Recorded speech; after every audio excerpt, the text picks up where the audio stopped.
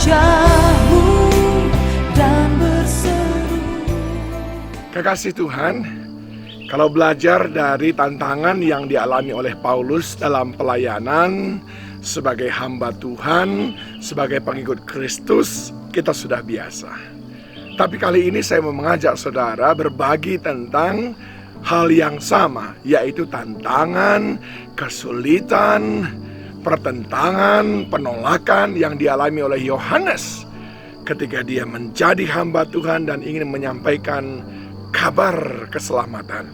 Dicatat dalam 3 Yohanes pasal yang pertama bahwa ayat yang ke-9 mengatakan ada seorang Diotrefes yang sebetulnya adalah bagian daripada pelayanan Yohanes pada awalnya. Tetapi lama-kelamaan orang ini inginnya dia menjadi orang yang lebih terkemuka di antara semua tim Yohanes. Dan seakan-akan Diotrefes akhirnya tidak mau mengakui bahwa itu adalah bagian daripada karya pelayanan Yohanes. Dia bahkan mulai menjadi bermasalah. Dikatakan di dalam ayat yang ke-10 bahwa dia melontarkan kata-kata yang kasar.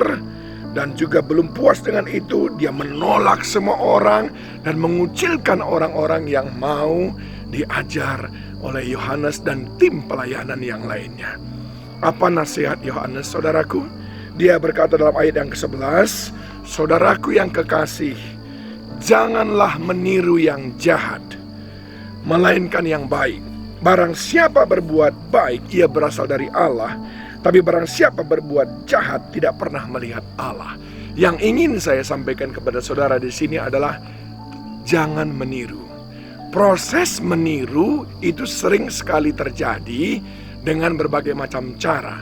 Yang pertama, ketika kita berada di lingkungan yang salah. Di mana 1 Korintus 15 ayat 33 berkata, pergaulan yang buruk merusakkan kebiasaan yang baik. Kalau saudara ada dalam pergaulan yang salah, maka saudara akan meniru apa yang biasa dilakukan oleh orang itu. Yohanes berkata, jangan meniru yang jahat. Sering sekali saudaraku kita terjerumus kepada kebiasaan-kebiasaan yang baru karena kita dapat daripada lingkungan yang salah. Perhatikan lingkungan saudara. Percayalah saudara, ikan kaperas selalu akan berkumpul dengan ikan kaperas.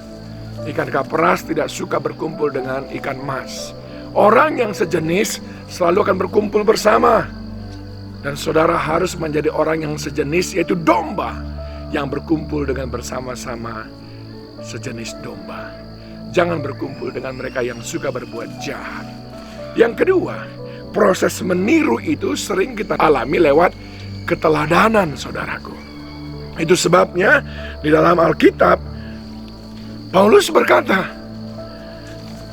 kamu sekalipun memiliki beribu-ribu pendidik dalam Kristus, kamu tidak mempunyai banyak bapa, karena akulah yang dalam Kristus Yesus telah menjadi bapamu oleh Injil yang kuberitakan kepadamu.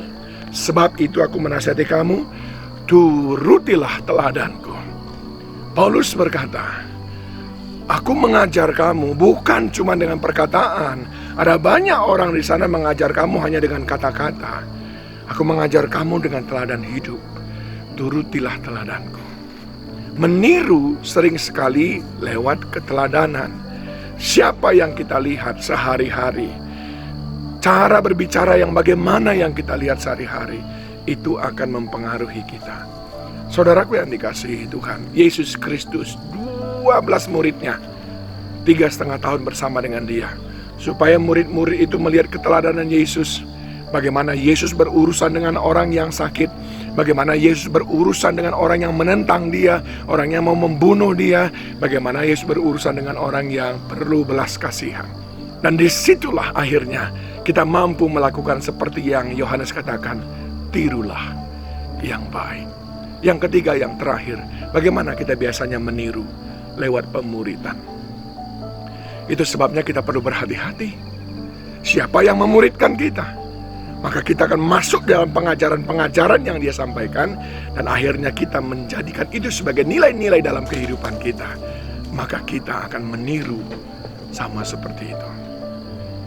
Nasihat Yohanes, akan selalu ada penentang-penentang.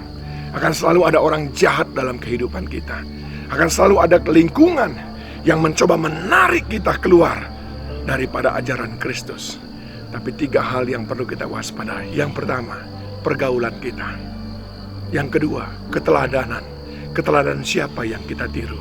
Dan yang ketiga, pemuritan. Apakah kita dimuridkan dengan terstruktur dan terukur. Itu akan menentukan siapa yang kita tiru. Dan saya berdoa, biarlah kita semuanya meniru Kristus Yesus dan senantiasa merindukan memiliki keserupaan dengan Dia. Tuhan Yesus memberkati. Kaulah harapan